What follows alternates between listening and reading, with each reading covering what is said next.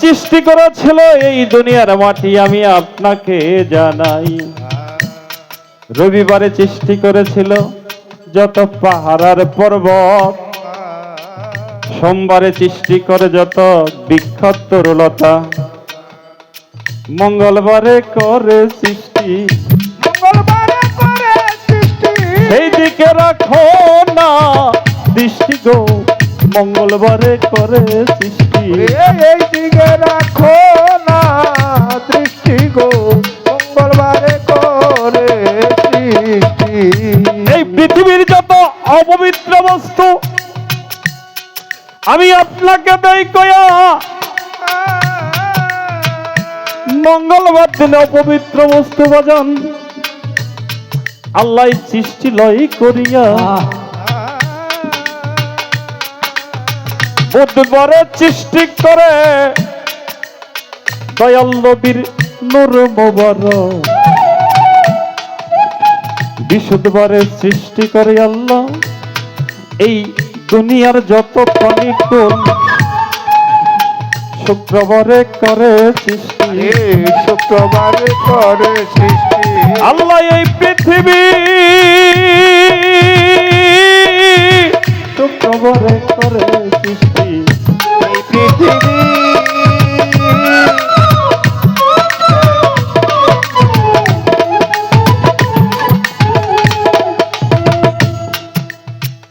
সৃষ্টির একটা রহস্য বাজান গিয়াছে রইয়া, স্বামী স্ত্রী আল্লাহর সৃষ্টি, একটা নারী হলো শস্যের ক্ষেত, পুরুষ হলো কৃষক। পুরুষকে আবাদ করো, পুরুষকে বলা হয়েছে তুমি আবাদ করো সুদিনে সুফসল, চাষ করো সুফসল ঘরে আনো, তাই না বাজান? তাই এই স্বামী স্ত্রীর মিলনে, আমার বাবা মায়ের মিলনে, আমি পাগল মোস্তফা আপনি লাখি জালালি এই দুনিয়ায় এসেছেন পিতা মাতাকে উছিলা করিয়া। তাই দেখে শুনে বাজান মিলনে যাইতে হয় আপনাকে দেই কইয়া, মঙ্গলবারে যারা করে যে সন্তান হয় এই সংসারে রে, মঙ্গলবারে যারা করে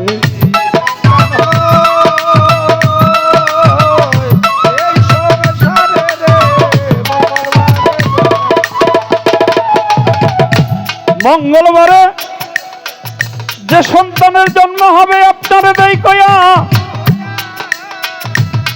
ছেলে হোক আর মেয়ে হোক আপনার 14 গোষ্ঠী দিবে রে ডুবাইয়া। তাই তো বাজান গুরুর কাছে যায়া সাধন ভজন তত্ত্ব জেনে নিতে হবে, আমরা পারি নাই। তাই তো বাজান গিয়াছি বিপদে, বিপদগামী গাছি হইয়া,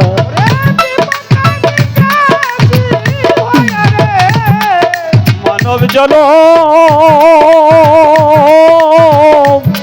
যাই বিফল হইয়া রে, বিপদগামী গাছি হইয়া।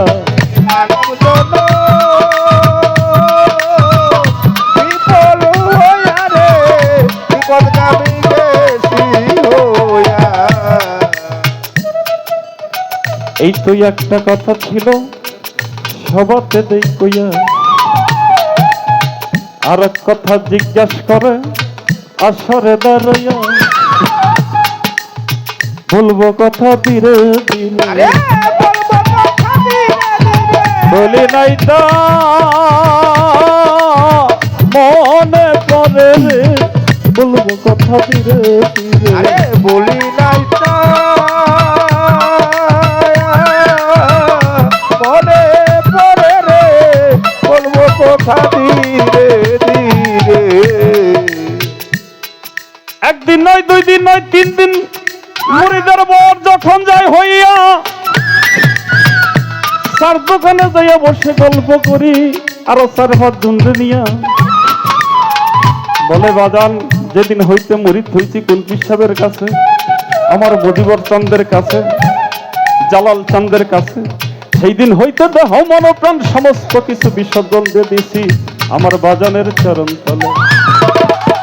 হয় না বাজান? কিন্তু আসলে কেউ দিছে? হ্যাঁ, খালি চার দোকানে বৈশা বৈশা গল্প করি সব দিয়ে দিছি দয়ালের নামে, আমার বলতে কিচ্ছুই নাই। কিন্তু যদি 10 টাকা দেন দয়াল না, এটা দেন যাবো না।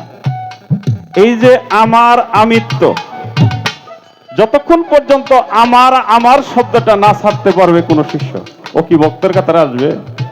আপনি তো ভক্তের কাতারে এখন ধরে আসতে পারেন না, আমারই রয়েছেন। আপনার বাড়ি ঘর বউ পোলাহানে দেখা নাই দেখেন। আরে যারা ভক্ত, যে আমার আমিত্ব ছেড়ে এই দুনিয়ার সমস্ত মোহ মায়া মাতুর্য সমস্ত কিছু ত্যাগ করে যে কুল হারা হয়েছে, সে কি আমার বলতে কিছু আসেনি? আমার পান কোনে? আপনি যদি মজিবর চাঁদের প্রেমে জানের রে পড়িয়া, সেই দিন হইতে কোথায় আপনার বাড়ি, কোথায় ঘর, কোথায় পোলাপান? এই কুল হারা কলঙ্কের ভয়, পাড়া প্রতিবেশীর ভয় যার মধ্যে আছে, সে এখনো আহলে বায়াত ভক্ত তো দূরস্থ না, আহলে বায়াত স্বীকার করতে পারে নাই। বিশ্বাস ভক্তি প্রেম যার মধ্যে নাই, সে আবার কিসের ভক্ত হয়েছে? ভক্ত হইতে হলে আমিত্ব বস্তুকে বিসর্জন দিয়ে তোমার সমস্ত কিছু দয়ালের চরণে অর্পণ করতে হবে। তুমি যদি সমস্ত কিছু তোমার দয়ালের চরণে অর্পণ করতে পারো, তাহলে সেদিন দয়াল তোমাকে একটা নতুন জীবন দেবে। সেদিন যে দিকে তাকাইবা সবই দেখবা খালি তোমার আর তোমার আর তোমার। ভক্ত হওয়া জানা তো সহজ কথা নয়। এইখানেতে একটি বিষয় আমি বলতেছি, বিষয় শেখ ফরিদ আউলিয়া নামে এক আউলিয়া আছিল। ওই ব্যক্তি একদিন 36 বছর সাধনা করেছিল, তাই না বাজান? 36 বছর সাধনা করার পর মায়ে তাকে আদেশ দিল, বাবা তোমার বায়াত হইতে হবে, তারপরে তোমার মানব জনম সফল হবে তোমাকে দেই বলে। শাহ গোয়ালি কলমদার নামে বাবা আগে বুজুর্গরা ছিল, তার কাছে যাইয়া শেখ ফরিদ বায়াত হইতে আরো সোজা নাইল। বাবা যদি কষ্ট লাগে তাহলে দিকে যাবো না, আমাদের কিছু বলতে হবে, কিছু শেখার জিনিস আছে। বাবা দাদুবি মাফ করবে। শাহ গোয়ালি কলমদারের কাছে যায় যখন শেখ ফরিদ জানাই, হুজুর আমি আপনার কাছে বায়াত হতে চাই। গোয়ালি কলমদার বলে, শেখ ফরিদ তোমাকে বায়াত করতে পারি, আমার একটা শর্ত আছে, আমি তোমাকে জানাই। বলে কি শর্ত? যে একটা কবুতর আমি তোমার হাতে দিলাম, এই দুনিয়ার কেউ, কোনো মানুষ, গরু, কোনো কিছু কেউ যদি না দেখে, এমন একটা জায়গায় যায় যদি তুমি এই কবুতরটার জব করে আনতে পারো, তাহলে আমি তোমাকে মরিদ করব। এই কথা শুনিয়া শেখ ফরিদ কবুতর হাতে লইয়া গভীর এক জঙ্গলের ভিতর বাহিরে চলিয়া, কোনো মানুষ নাই, জন নাই সেই জঙ্গলের ভিতরে, কবুতরটা বাহির করে জবক করিবার করে। হঠাৎ দেখে পাখির কিচিমিচি, বলে এখানে তো পশু পাখি আছে, দয়াল বলেছে কেউ যেন না দেখে। আর একটু গভীরে যায়, যাইয়া ওই কবুতরটা জবাই করতে চায়। এমন সময় শেখ ফরিদের হঠাৎ মনে হইয়া গেল, এই পৃথিবীর কেউ দেখে নাই, কেউ শুনে নাই, কিন্তু যে আমাকে সৃষ্টি করেছিল,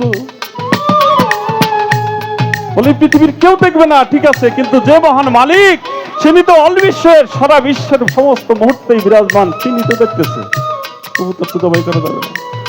কবুতরটা লইয়া শেখ ফরিদ আউলিয়া গোয়ালি কলমদারের কাছে গেল রে চলিয়া যায়, বলেন এই হুজুর নেন আপনার কবুতর, আমি জবাই করতে পারলাম নাই, আপনার এটাই কইয়া। ভাই শেখ ফরিদ, আমি তোমাকে আগেই দেখেই বুঝেছিলাম তোমাকে বায়াত করা আমার পক্ষে সম্ভব নয়, তবে তুমি বায়াত হইতে পারো। দিল্লিতে কুতুবউদ্দিন বখতিয়ার নামে একজন আউলিয়া আছে, তার কাছে যে তুমি বায়াত হইতে পারো, তুমি সেখানে চলে যাও। এই কথা শুনিয়া শেখ ফরিদ যখন কুতুবউদ্দিন আউলিয়ার কাছে যায়, কুতুবউদ্দিন আউলিয়া বলে, শেখ ফরিদ তোমাকে একটি শর্ত দেই, যেই শর্ত যদি তুমি মানতে পারো তাহলে বায়াত করবো আমি তোমাকে জানাই। বলে জেনে যাই হেনেই খালি শর্ত আছে না বাজান? আরে এখনকার পীর সাহেবের কাছে গেলে বাবা বেদবি মাফ করবেন, ভক্তরা গেলে যদি দেখে যে একটু ধনী সে পয়সা আছে, খালি ওই দিনই মুরিদ করাইয়া 4 দিন পরেই খেলাফত দিয়ে দেয়, তাই না বাজান? পরের বছরই তো আপনার বেলায় গরু নিয়ে আসবো, ওই ভক্ত দিয়ে দিচ্ছে খেলাফত। এই জন্যই আমাদের আহলে বায়াতের এই অবস্থা বাজান। খেলাফত ভক্ত হওয়ার পরে দিতে হবে। বলে বাজান কি শর্তই আমি আপনাকে জানাই। বলে 12 বছর তুমি আমার ওজোর পানি যোগাইবা, গরম করে দিবা, ফজরের ওজোর পানি গরম করে দিবা আমি তোমাকে জানাই। যদি একটা দিন কাজা হয়ে যায় আমি তোমাকে মুরিদ করব না। শেখ ফরিদ আউলিয়া বাবা এই কথা শুনিয়া দুইটা চোখের পানি শেখ ফরিদ দিল রে ছাড়িয়া। আমার মায়ে আদেশ দিছে বায়াত হতে এই সংসারের, আমার মায়ে আদেশ দিছে বায়াত হতে এই সংসারে গো, আমার মায়ে আদেশ দিছে। কথা শুনে শেখ ফরিদ বলে হুজুর আমি রাজি আছি, আপনি আপনারা দেই কয়া। কই ঠিক আছে তাহলে জোগাড় করো হুজুর পানি আমি তোমার দেই কয়া। একে 12 বছর যাইতে আর একদিন বাকি বাবা ছিল। ওই দিন আর ঘুমায় না শেখ ফরিদ, দলিলে তার প্রমাণই এলো। বলে বাবা রে 12 বছর যদি একটা ভক্ত সাধনা করে আর একটা দিন বাকি, এই দিন যদি আমি হুজুর পানি যোগাইতে পারি তাহলে কাল পর সকালে বেলায় আমি বায়াত হতে পারবো। ভক্তের আর ঘুম নাই। শেখ ফরিদ আউলিয়া রাত্রি 12টা যখন বেজে যায়, আস্তে আস্তে রাত্র গভীর হইয়া যায়, শুধু কুতুবউদ্দিন দয়াল নাম জপিতে থাকে যাইয়া। 12টার সময় পার হয়ে গেছে, 3টার সময় ওজোর পানি গরম করবে, আগুন আনতে যায় রে ভিতর বাড়ি চলিয়া যাইয়া দেখে যেখান থেকে শেখ ফরিদ আউলিয়া প্রতিদিন আগুন হইয়া নিত, সেইখানে আর আগুন নাই। কিতাবে বলিল দৌড়াইয়া যাই কুতুবউদ্দিনের ঘরে, যাইয়া বলে দয়ালের হয়তো কোথাও লুকাইয়া রাখেছে, কোথাও পায় না, দয়ালকে ডাক দেয় না। শেখ ফরিদ মনে মনে বেহুশ হইয়া সমস্ত বাড়ি তন্ন তন্ন করে খুঁজিতেছে, কোথাও না পাইয়া রে আগুন দৌড়াইয়া যায় নদীর ঘাটে যাই রে চলিয়া। যাইয়া দেখে নদীর উপরে একটু আগুন জলে মিটমিট করিয়া, কেমনে আনবে সেই আগুন?